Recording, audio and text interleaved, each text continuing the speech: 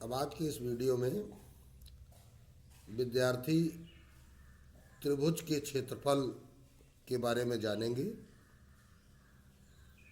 अब आप कार्तीय तल में स्थित किसी त्रिभुज का क्षेत्रफल निर्देशांक पद्धति से ज्ञात करना सीखेंगे। जैसे हमने एक कार्तीय तल बनाया, ये एक्स अक्ष है, ये वाई अक्ष है, एक्स डैश वाई डैश, और कोई त्रिभुज हमारा ये बना हुआ है, ये इस कार्तीय तल में है। इसका नामकरण हम कर दे रहे हैं ए, बी और सी, और इसके निर्देशांक ए के मान लेते हैं x1, y1, B x2, y2, सी x3, y3, ये इसके निर्देशांक हैं। और आपको करना क्या है कि इस त्रिभुज का क्षेत्रफल ज्ञात करना है। तो इसके लिए क्या करना होता है, तीनों बिंदुओं से आधार पर लंब एक्स अक्ष पर लंब डालना होता है। ये देखिए, हमने एक लंब डाल दिया बी एम, एक ये हमने लंब डाल दिया ए एन, और एक ये लंब डाल दिया सी पी। इस लंब डालने से जो आकृतियां बनी हुई हैं उन पर विद्यार्थियों को ध्यान देना है। एक आकृति बनी है ए बी एम एन,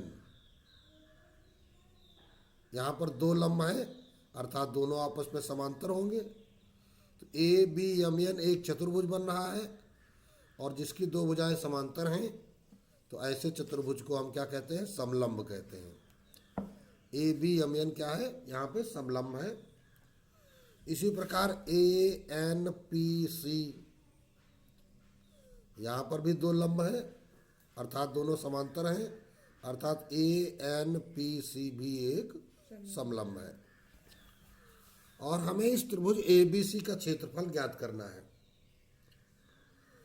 तो इस ए बी सी का क्षेत्रफल ज्ञात करने के लिए हम मदद लेंगे, क्या मदद लेंगे, देखिए, एक समलंब ए बी एम एन, इसका क्षेत्रफल, और एक ए एन पी सी, इसका क्षेत्रफल जोड़ देंगे। जब हम क्षेत्रफल जोड़ देंगे तो ये पूरा क्षेत्रफल इसका निकल आएगा, पूरी जगह का मान निकल आएगा। और एक समलंब ये भी बन रहा है, देखो बी एम पी सी, ये भी एक समलंब बन रहा है। यहाँ पर ये न कहना कि बी सी एम पी के समांतर है, ये समांतर नहीं है। इधर की ऊंचाई कम है, इधर की कुछ ज़्यादा है, बिल्कुल थोड़ी सी, लेकिन ये दोनों रेखाएं लंब है, बी एम और सी पी, इसलिए यह एक समलंब है। अब किसी समलंब का क्षेत्रफल होता क्या है, अगर मान लीजिए, देखिए हमने एक समलंब बनाया, तो इसका क्षेत्रफल क्या होता है, ये समांतर भुजाएं हैं, 1/2 समांतर भुजाओं का योग गुणित बीच की दूरी। अब देखिए, अगर समलंब हम ऐसा बना दें, कैसा हम बना दें समलंब, ये देखिए, ये भुजा और ये भुजा समांतर है, और ये वाली भुजा समकोण बना रही है, और ये वाली समकोण नहीं बना रही है, तो यह आकृति भी समलंब है। अब यहाँ पर बीच की दूरी इस भुजा के बराबर होगी, क्यों, क्योंकि दूरी हमेशा समकोण पर नापी जाती है।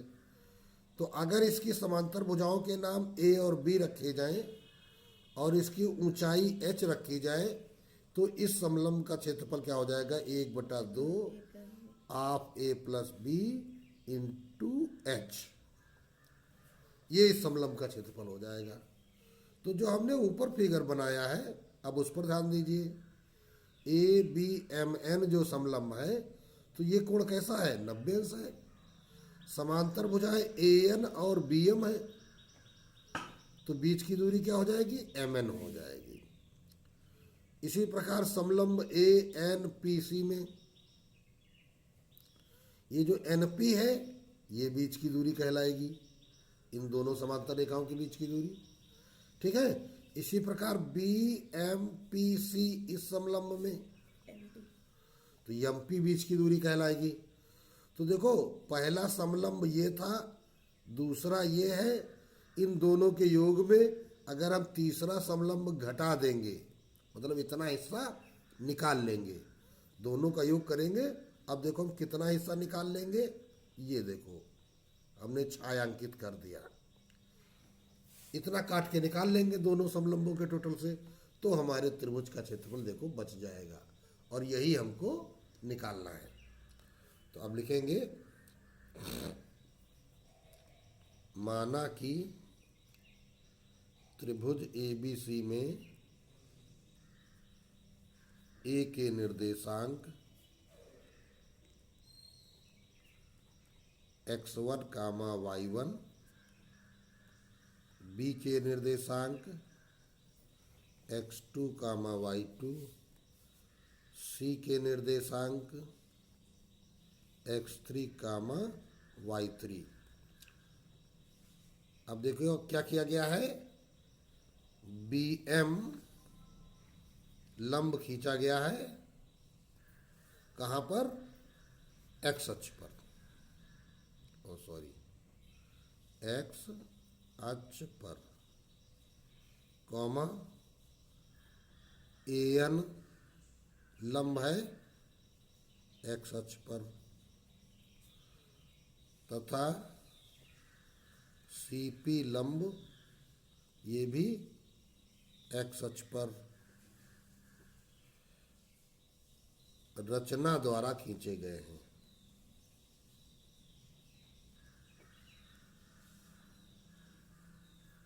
रचना वाला क्या काम किया गया है, ये लंब डाल लिए गए हैं, तो इसलिए चतुर्भुज ABMN,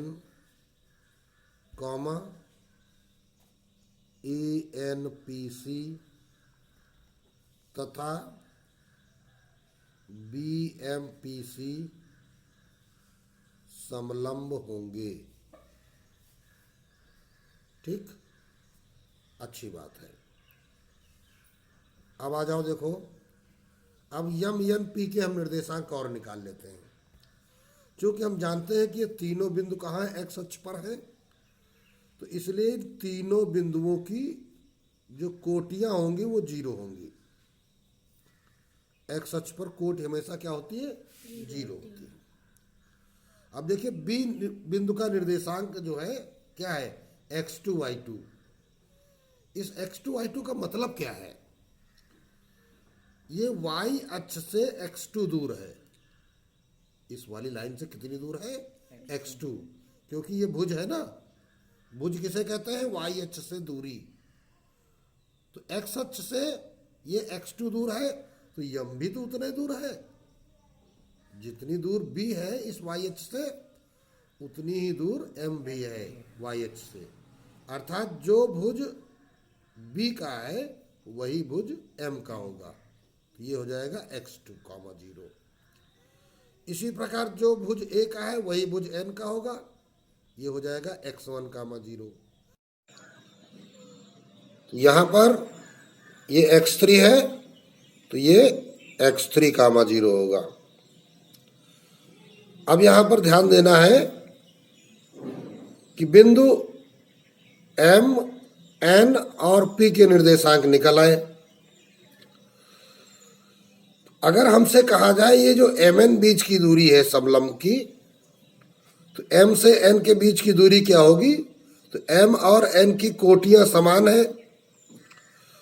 तो जब हमने बताया था कि इन्हीं दो बिंदुओं में भुज या कोटि समान हो, जैसे कोटि समान है तो भुजों का अंतर बीच की दूरी है,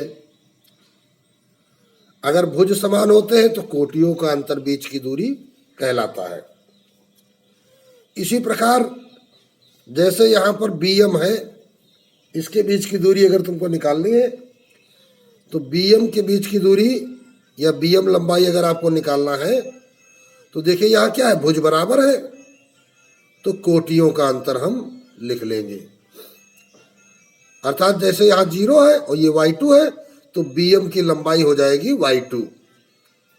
इसी प्रकार AN की लंबाई, यहाँ देखो x1, ये x1, तो ये 0 और ये y1, तो AN क्या हो जाएगा, y1। तो जब सबकी नापों की तैयारी करनी है तो BM हमारा निकल के आया क्या, y2, AN क्या निकल के आया, y1। इसी प्रकार यहाँ x3 बराबर है तो ये जो CP लंब होगा ये y3 माप का होगा। तो सारी मापें हम लिख लेते हैं। तो अब देखिए, अतः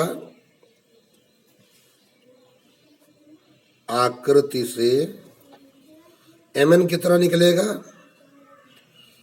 तो देखो यहाँ पर कोटियां समान है तो इनका अंतर x1 माइनस x2, ठीक है ना। अब आ जाओ, NP कितना निकलेगा, NP यहां भी कोटियां समान है तो x3 माइनस x1, बड़े से छोटा घटाते हैं, x3 बड़ा होगा क्योंकि ये मूल बिंदु से ज्यादा दूर है। इसी प्रकार MP, तो MP देखो M से P, x3 माइनस x2, तो ये हमने मापे सब लिख ली। अब लिखेंगे क्या, चूंकि त्रिभुज ABC का क्षेत्रफल बराबर समलंब, पहला वाला कौन सा, ABMN, ABMN, ठीक, प्लस समलंब ANPC, ANPC, और इससे घटाना कौन सा है, BMCP माइनस समलंब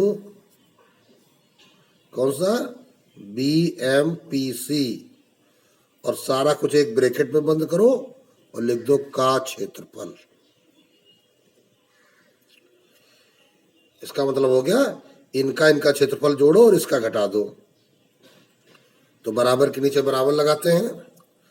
समलंब का क्षेत्रफल देखिए 1/2, पहले ABMN, समांतर भुजाओं का योग इंटू बीच की दूरी। तो फिगर में जाइए, समांतर भुजाएं कौन सी है, BM और AN, और बीच की दूरी MN। तो BM प्लस AN इंटू बीच की दूरी MN, प्लस समलंब ANPC में आ जाओ, समांतर भुजाएं ANPC और बीच की दूरी NP, AN प्लस PC, 1/2 लगाओ और इंटू बीच की दूरी PC, नहीं NP,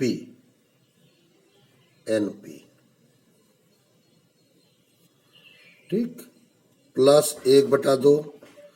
अब समांतर भुजा समलंब क्या है, BMPC, तो BM प्लस PC इंटू बीच की दूरी MP, माइनस है।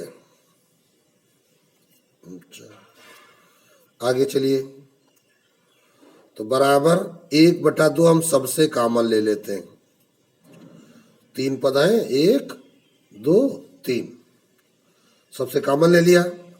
अब वैल्यू रखो, BM देखो y2, AN y1, तो क्या हो जाएगा, y2 plus y1 of MN, यहाँ पे निकला हुआ है x1 minus x2, plus AN y1 था और PC y3, NP क्या है, x3 minus x1, plus B M, अब देख लीजिए भाई, बी एम क्या है y2 और पी सी क्या है y3, y2 plus y3 of M P x3 minus x2, और ये ब्रैकेट बंद कर दिया। यहां भी सॉरी माइनस है, तो बराबर 1/2। आप ब्रैकेट गुणा कर लेते हैं खोल करके, पहले y2 से करेंगे तो हो जाएगा x1 y2, क्रम का ध्यान रखना है, पहले x लिखेंगे फिर y लिखेंगे। और 1 2 3 में क्या, पहले 1 2 फिर 2 3 फिर 3 1, इस प्रकार। फिर देखो y2 का गुणा करोगे तो माइनस x2 y2, अब y1 का करो तो plus x1 y1 minus x2 y1 plus y1 x3 है तो x3 y1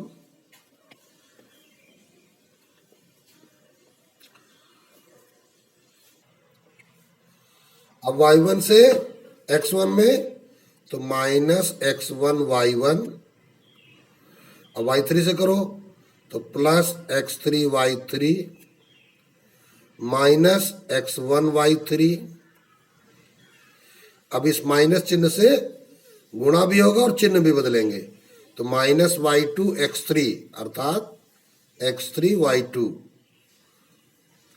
फिर माइनस y2 और माइनस x2 तो हो जाएगा प्लस x2 y2। अब माइनस y3 और x3 तो माइनस x3 y3, अब माइनस y3 और माइनस x2 तो हो जाएगा प्लस x2 y3। अब देख लीजिए क्या कुछ कट तो नहीं रहा है, जैसे प्लस का x1 y1 माइनस का x1 y1 कट गया, प्लस का x3 y3 माइनस का x3 y3 कट गया, और ये प्लस का x2 y2 और ये माइनस का x2 y2 कट गया, तो बराबर 1/2।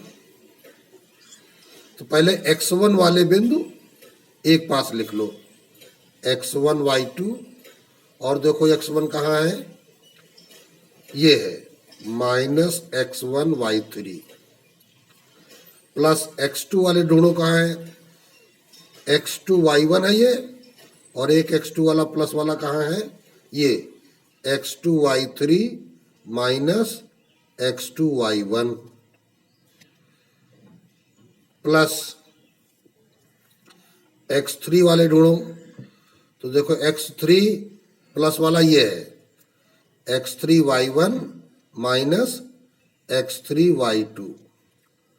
अब देख लीजिए पदों की संख्या कितनी थी, 1 2 3 4 5 6, 6 पद हमने लिख दिए, तो बराबर 1/2।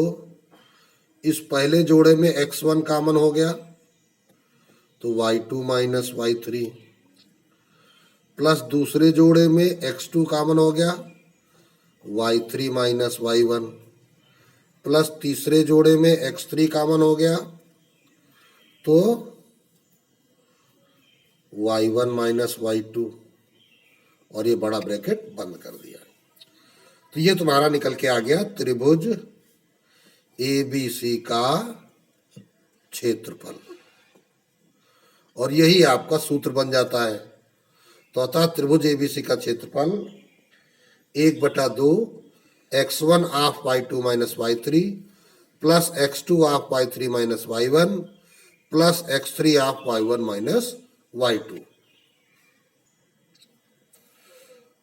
अब इस त्रिभुज के क्षेत्रफल पर आधारित यहाँ पर कुछ प्रश्न दिए गए हैं और इनको आपको करना है। जैसे पहला प्रश्न दिया गया है, त्रिभुज का क्षेत्रफल ज्ञात करो यदि,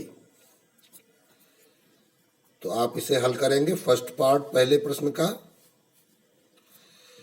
त्रिभुज के 3 शीर्ष दिए गए हैं। पहला शीर्ष है -5 -1, फिर है 3 -5, फिर है 5 2। ये किसी त्रिभुज के शीर्ष हैं। तो अब इनके हिसाब से तुमको क्षेत्रफल निकालना है। तो इस बिंदु को हम क्या समझेंगे, ये x1 y1 है, इसको हम समझेंगे ये x2 y2 है, और ये x3 y3 है। पहचान के लिए हमने इनके बगल में इनके नाम लिख लिए। तो चूंकि त्रिभुज का क्षेत्रफल, सूत्र तुमको अभी सिखाया 1/2, सूत्र को याद करने का आसान तरीका देख लीजिए, x1 लिखिए, थोड़ी जगह छोड़ के प्लस x2, फिर जगह छोड़ के प्लस x3। देखिए हमने क्रम से लिख दिया, ठीक है। अब ये यहाँ 1 लिखा है तो ब्रैकेट में अगला नंबर 1 के बाद 2 3 आएगा, y2 माइनस y3। इसी प्रकार यहाँ 2 लिखा है तो अगला नंबर 3 आएगा, माइनस y1। यहाँ 3 लिखा है तो अगला नंबर 1 आएगा, y1 माइनस y2। तो इस प्रकार आप सूत्र को याद भी कर सकते हैं, मान लीजिए अगर याद करने में कोई दिक्कत है। अब मान रखिए 1/2 x1 minus 5 y2 minus y3, तो माइनस 5 माइनस सूत्र वाला और 2 प्लस x2 है 3 y3 2 माइनस y1 माइनस 1 है तो यहाँ चिन्ह बदल जाएगा प्लस 1 प्लस x3 5, तो y1 कितना है -1 माइनस y2 हमारे पास है -5, तो हो जाएगा चिन्ह बदलकर +5, तो बराबर 1/2 -5 गुणित, इसको सरल कर लीजिए तो -7 प्लस 3 गुणित 2 1 3 प्लस 5 गुणित 5 में गया 4, तो बराबर 1/2 माइनस माइनस का गुणा प्लस, 5 7 35, 3 त्रिका 9, 5 चौको 20, बराबर 1/2, 35 9 44 और 20 64, तो इंटू 64 ये कट जाएगा, तो आ गया 32 वर्ग इकाई। क्षेत्रफल में हमेशा वर्ग लगाना मत भूलिए। तो ये आपका प्रश्न कंप्लीट हो गया। तो इसी प्रकार आप देखिए सेकेंड पार्ट, ये आपके सामने है। सेकेंड पार्ट के बिंदु लिख लेते हैं।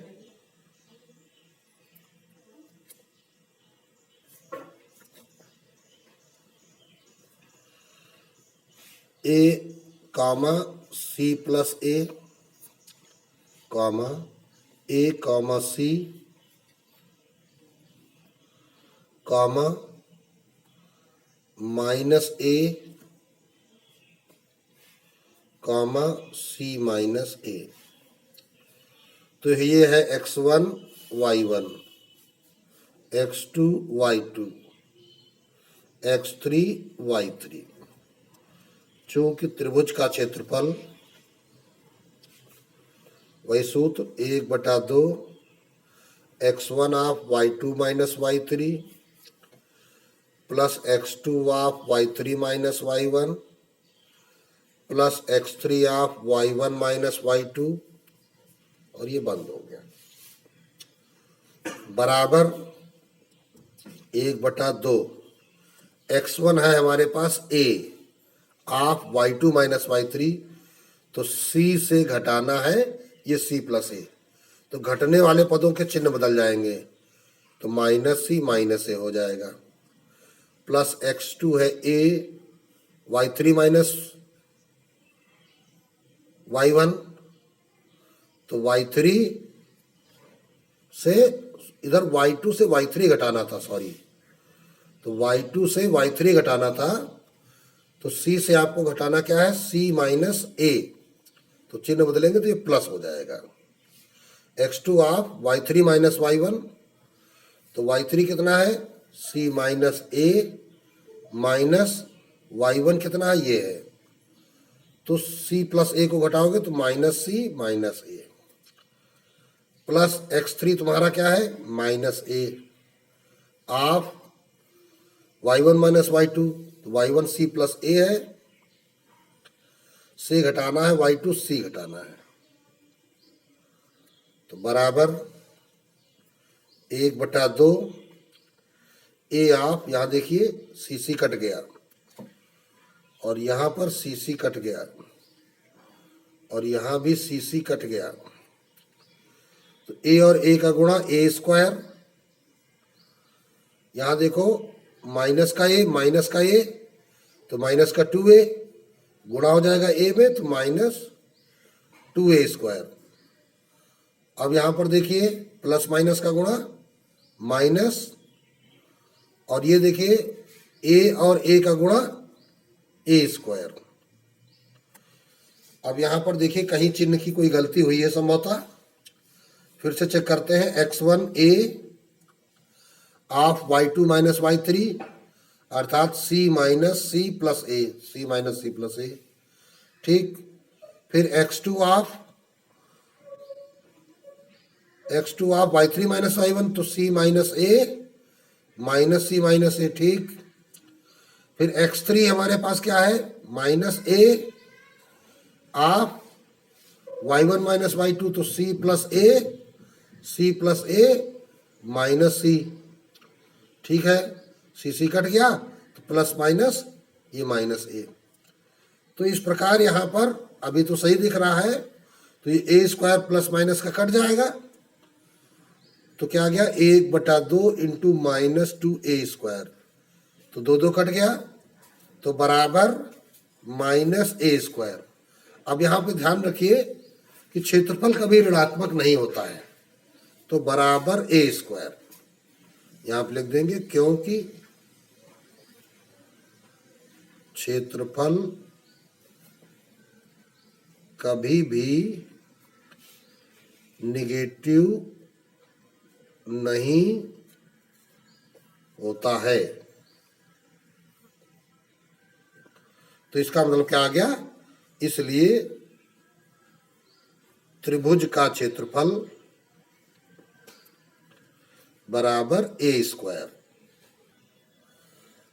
अब देखिए दूसरा प्रश्न कहा जा रहा है, सिद्ध कीजिए कि बिंदु सररेख है।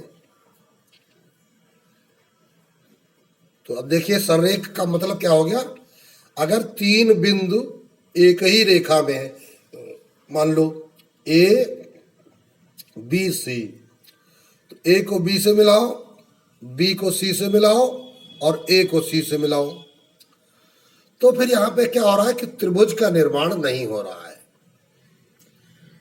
यही तर्क यहां पर प्रयोग किया जाएगा कि 3 बिंदु कब सररेख होंगे, जब त्रिभुज न बन पाए परस्पर उनको मिलाने पर, अर्थात जो त्रिभुज है उसका क्षेत्रफल क्या है, यहां पे 0। जब त्रिभुज बने नहीं तो उसका क्षेत्रफल 0 होगा। तो फर्स्ट पार्ट में 2 कामा -2 -3 कामा 8 -1 कामा 4, ये x1 ये y1, ये x2 ये y2, ये x3 ये y3, ठीक। अब यहां पर आप चाहो तो ये तीनों निर्देशांक लिख सकते हो कि माना कि बिंदु ए के निर्देशांक कितने, बी के निर्देशांक कितने, सी के निर्देशांक कितने, ठीक है। तो अब क्या करेंगे, हम त्रिभुज का क्षेत्रफल निकालेंगे। त्रिभुज का क्षेत्रफल, तो 1/2 सूत्र लिख दीजिए पहले, plus x2 of y3 minus y1 plus x3 of y1 minus y2। तो चलते हैं फिर,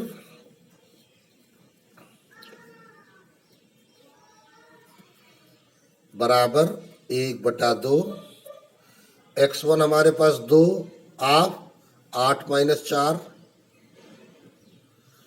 प्लस ये -3 ऑफ 4 माइनस माइनस प्लस 2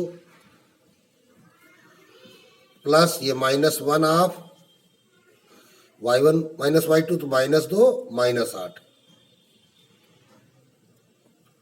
सरल कर लीजिए, 1/2 2 इंटू 4 -3 इंटू 6 -1 इंटू -10, 8 2 10 होगा। तो बराबर 1/2 आप 4 दूनी 8, 6 3 18 प्लस 10 एकम 10। तो यहाँ पे देखिए क्या निकल के आ रहा है, 10 8 18 में 18 चला जाएगा 0, तो बराबर क्या हो गया 0। तो अब लिखेंगे क्या, चूंकि त्रिभुज का क्षेत्रफल शून्य है, अतः तीनों बिंदु संरेख हैं। सिद्ध हो गया। इसी प्रकार आते हैं इसका, देखते हैं सेकेंड पार्ट।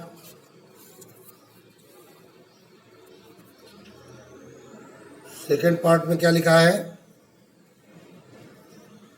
-1.5 कामा 3 6 कामा -2 -3 कामा 4।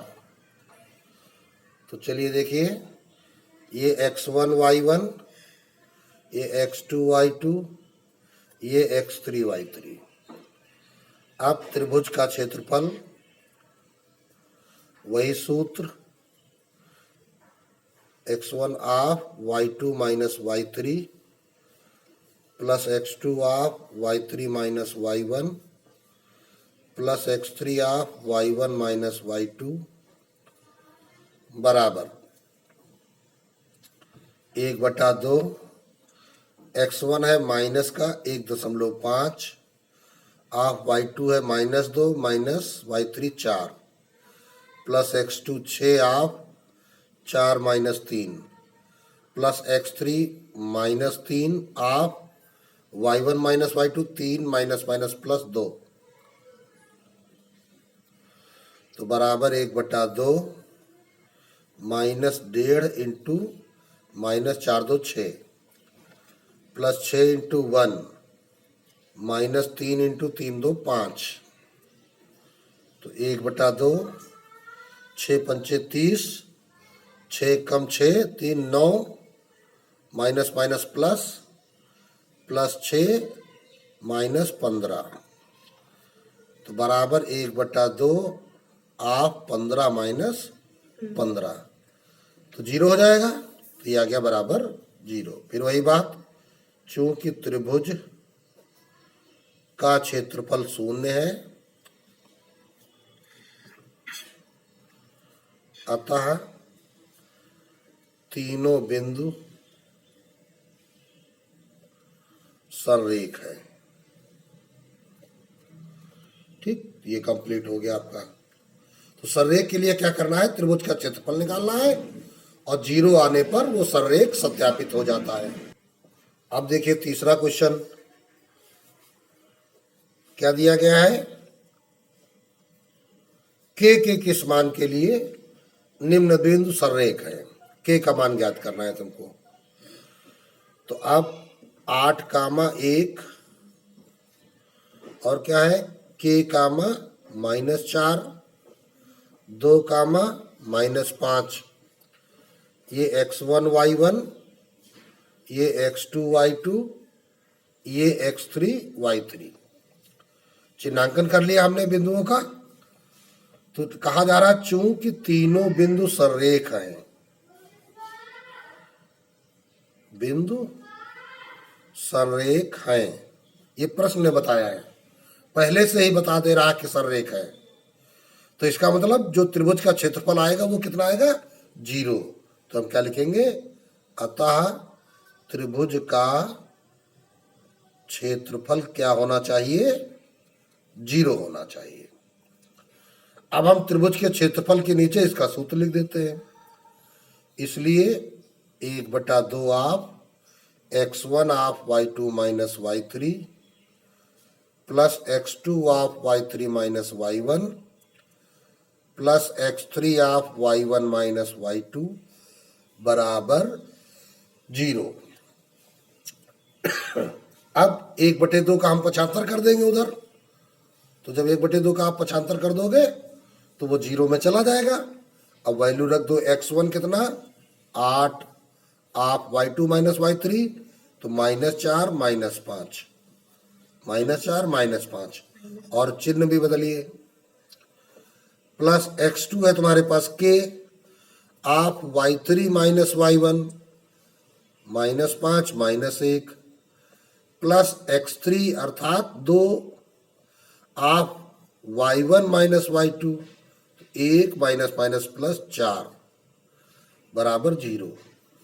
तो 5 में 4 चला गया 1, 8 एकम 8, प्लस अब देखो -5 और -1 तो -6, तो k इंटू -6, प्लस 4 1 5 दूनी 10 बराबर 0। तो 10 8 18, पक्षांतर कर दीजिए -18, और ये हो इधर -6k, तो k बराबर माइनस माइनस कट जाएंगे 18/6, तो k बराबर आ गया 3। यही तुम्हें ज्ञात करना था। तो ये आपका कंप्लीट हो गया। इसी प्रकार इसका सेकेंड पार्ट लगना है। अब सेकेंड पार्ट पे आ जाओ। बिंदु दिए गए हैं k+1, 2k, 3k, 2k+3, 5k -1, 5k। तो ये x1 y1, ये x2 y2, ये x3 y3। लिखेंगे वही बात, चूंकि तीनों बिंदु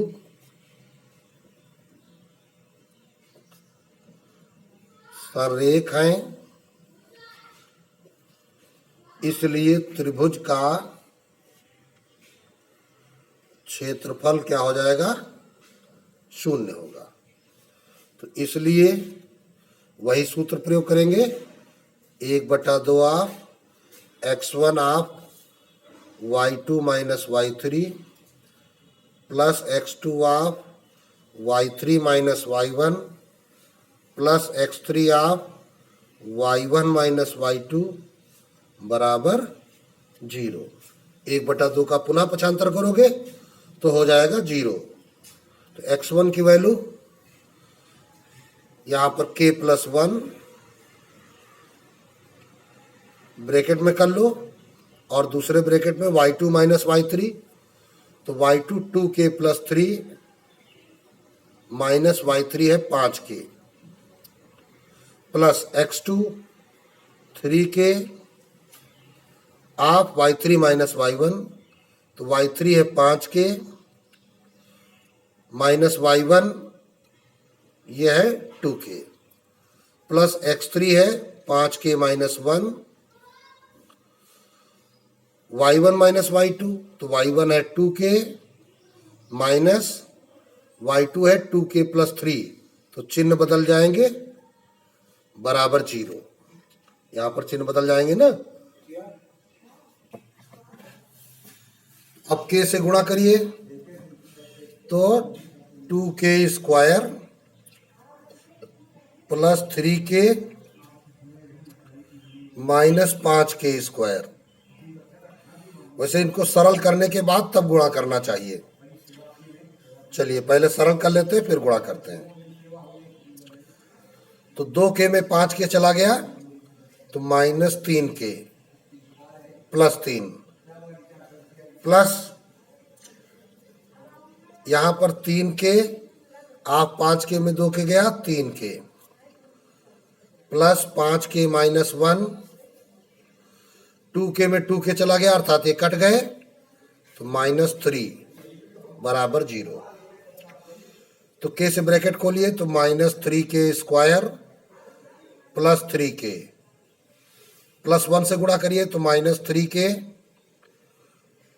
plus 3, plus 3 त्रिको 9k², plus 5k से गुणा करिए तो प्लस माइनस का गुणा -15k, और माइनस माइनस प्लस 3 एकम 3 बराबर 0।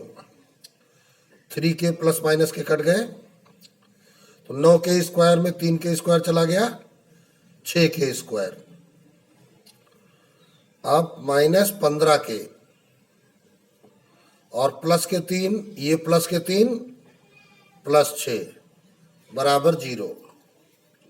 देखिए कोई छूटा तो नहीं है। -3 इससे घट जाएगा, तो 6 प्लस 3 प्लस 6 -15 अब 3 का भाग जा रहा है, तो 2 -5 प्लस 2 बराबर 0। 3 का भाग चला गया। अब देखिए गुणनखंड करेंगे, 2 दूनी 4 और 4 एकम 4 1 5, तो 2 -4 -1 प्लस 2 बराबर 0। ये हो गया मध्य पद विभाजन। पहले जोड़े में 2k कॉमन हो गया, तो k -2 बचा। दूसरे जोड़े में केवल माइनस का चिन्ह कॉमन हुआ, तो अंदर चिन्ह बदल गए, k -2 बचा। अब k -2 कॉमन हो गया, 2k -1 बचा बराबर 0। अब एक टुकड़ा यदि k -2 बराबर 0, तो k बराबर 2, तथा यदि 2k -1 बराबर 0, तो k बराबर -1 उधर जाएगा +1, और 2 का पक्षांतर करोगे बटे 2। तो अब लिख देंगे अतः k बराबर 2,1/2। यही आपका आंसर हो गया। k का मान ज्ञात करना था। तो इस प्रकार आज के इस वीडियो में विद्यार्थियों ने त्रिभुज का क्षेत्रफल, सूत्र का निगमन सीखा और उससे संबंधित कुछ प्रश्नों को हल करना सीखा।